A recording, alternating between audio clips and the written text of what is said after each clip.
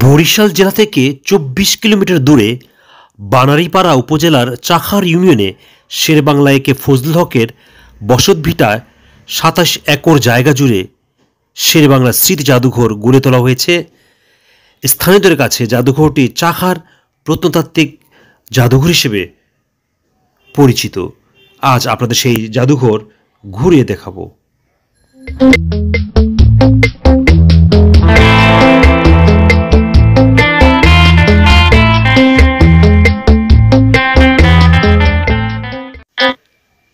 অবিভক্ত বাংলার প্রধান মুখ্যমন্ত্রী ও অবিস্মরণীয় নেতা শেরেবাংলা একে ফজলুল হক পিতার মৃত্যুর পর কলকাতায় হাইকোর্টে আইন ব্যবসার উদ্দেশ্য ১৯০১ সালে বরিশাল গমন করেন। আইন ব্যবসার পাশাপাশি তিনি চাখারের জমিদারিত্ব দেখাশোনা করেন। সেই জমিদার বাড়ি আজ আপনাদের দেখাবো। দেখছেন সেই জমিদার বাড়ি। এই বাড়িতেই উনি থাকতেন এবং উনি যাবতীয় কার্য সম্পাদন করতেন। শেরেবাংলা স্মৃতি জাদুঘর ২৭ একর জমিতে নির্মিত হয়েছে।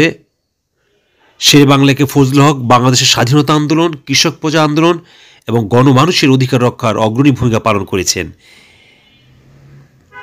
এই জাদুঘর তার জীবনের আদর্শ কাজের সঙ্গে পরবর্তী প্রজন্মকে পরিচিত করার একটি গুরুত্বপূর্ণ স্থান।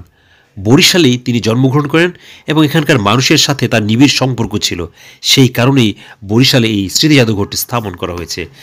যেই বিল্ডিংটা দেখছেন এটি তিনি নির্মিত করেছিলেন এবং এখানেই তিনি থাকতেন।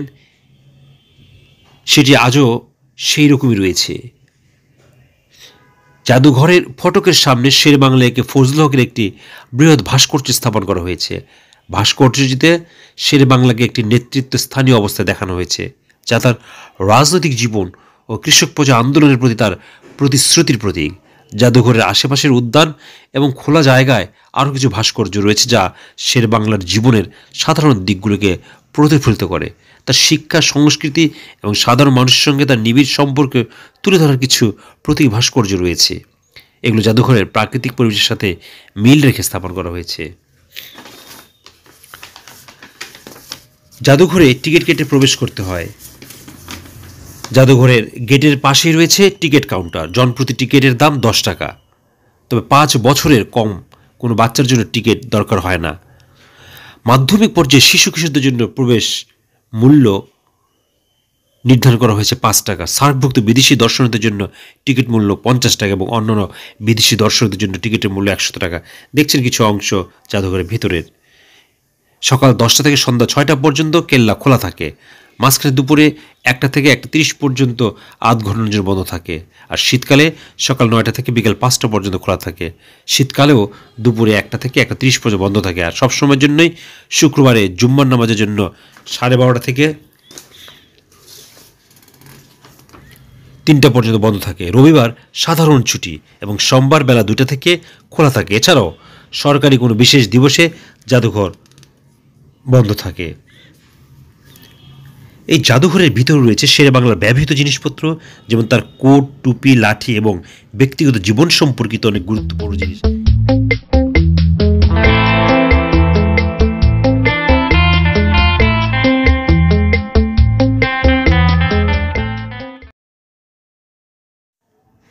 বরিশাল বাবুগঞ্জ উপজেলায় রয়েছে দুর্গাসাগর দিঘি, যেটি ঐতিহাসিক, সেটি দেখাবো।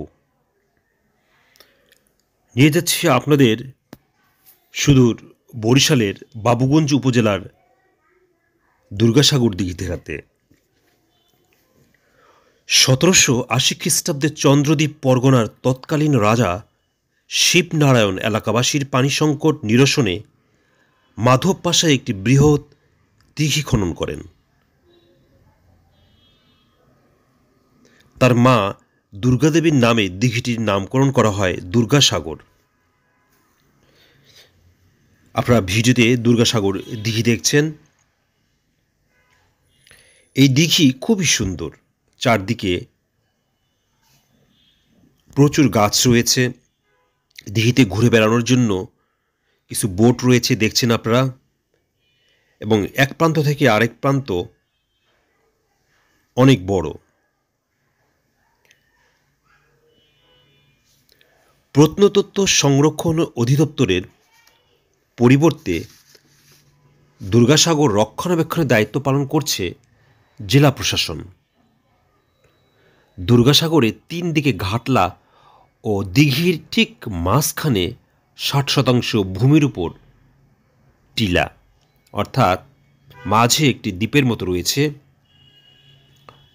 এই দৃষ্টিনন্দন এবং এই দিঘি দেখার জন্য আপনারা বরিশাল বেড়াতে গেলে বরিশাল বাবুগঞ্জ উপজেলায় যেতে পারেন। বরিশাল থেকে পাবলিক বাসে এখানে আসা যায়। নতুল্লাবাদ বাস টার্মিনাল থেকে বরিশাল বানারীপাড়া বাসে দুর্গাসাগর নামতে হবে। এছাড়া মাইক্রো, প্রাইভেট কার, স্কুটার যোগেও আসা যাবে। বরিশাল থেকে মাত্র 25 থেকে 45 মিনিটের পথ এই দুর্গাসাগর। নতুল্লাবাদ বাস স্ট্যান্ড থেকে এই দুর্গাসাগরের ভাড়া জনপ্রতি 40 টাকা, অর্থাৎ যারা দুর্গাসাগরে যেতে চাইছেন তারা নতুল্লাবাদ বাস স্ট্যান্ডে এসে অটোতে করে 30-40 টাকায় যেতে পারবেন। এটি বাবুগঞ্জ উপজেলায় অবস্থিত। রাজবংশের রাজা শিবনারায়ণের প্রজাবৎসল স্ত্রী রানী দুর্গাবতী 1780 খ্রিস্টাব্দে বিশাল এক দিঘি খনন করে এখনও অমর হয়ে আছেন। তার নামেই এই দিঘি দুর্গাসাগর নামে পরিচিত। সাগর দিয়ে এর বিশালত্বকে বোঝানো হয়েছে। এত বড় দিঘি বরিশাল বিভাগে আর কোথাও নেই। এটি এখন পর্যটকদের এবং প্রকৃতি প্রেমীদের কাছে একটি সুন্দর স্থান। আগে বলা হয়েছে এইটি 1780 খ্রিস্টাব্দে খনন করা হয়েছে।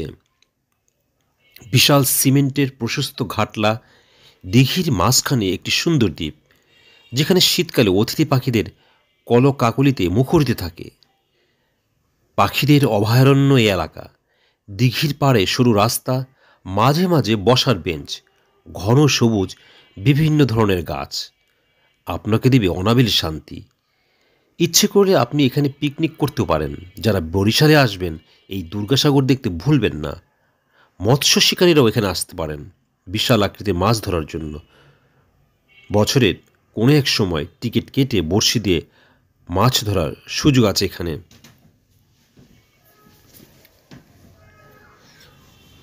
দুর্গাসাগর দিঘিতে প্রবেশ করতে জনপ্রতি 10 টাকা নেওয়া হয়ে থাকে। যারা বরিশাল বেড়াতে যাবেন তারা অবশ্যই এই দিঘি দেখবেন। এই দুর্গাসাগর এই দিঘি থেকে একটু দূরেই রয়েছে একটি প্রাচীন বা নতুন মসজিদ, সেটিও দেখতে পারেন। দিঘিটি সীমানা প্রাচীর দিয়ে ঘেরা।